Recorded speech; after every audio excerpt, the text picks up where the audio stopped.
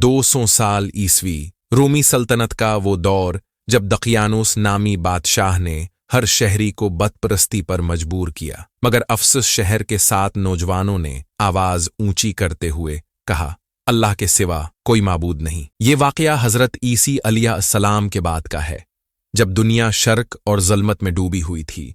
Room का एक जालिम बादशाह जिसका नाम था दकियानुस, उसका हुक्म था जो भी तौहीद का नाम ले कत्ल कर दो।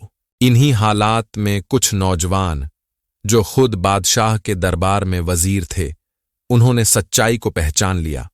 वो जान चुके थे कि असल बादशाह सिर्फ अल्लाह है, इसलिए उन्होंने फैसला किया, हम अपने रब की इबादत करेंगे और इस शहर को छोड़ देंगे।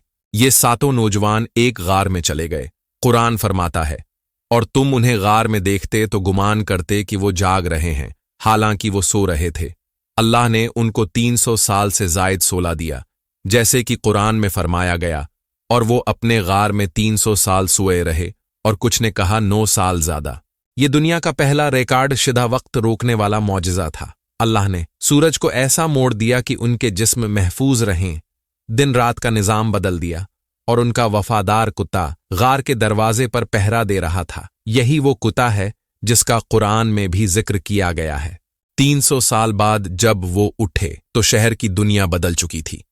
अब लोग अल्लाह पर ईमान ला चुके थे। जब उन्होंने पुराने सके दिए तो लोग हैरान रह गए, ये तो सदियों पुराने जमाने के लोग लगते हैं।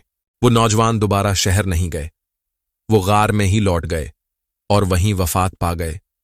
लोगों ने इन पर एक यादगार बनाई, जिसे आज भी मकाम असहाब कहाफ कहा जाता है।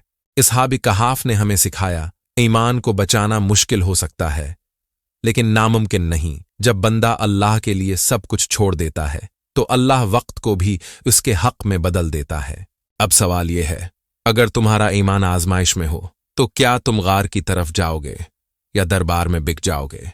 अगर आप ऐसी ही सच्चाई पर मबनी कुरानी कहानियां सुनना चाहते हैं तो स्टोरी मलिक YT को जरूर फॉलो करें, क्योंकि यहां बात सिर्फ कंटेंट की नहीं बल्कि ईमान की होती है।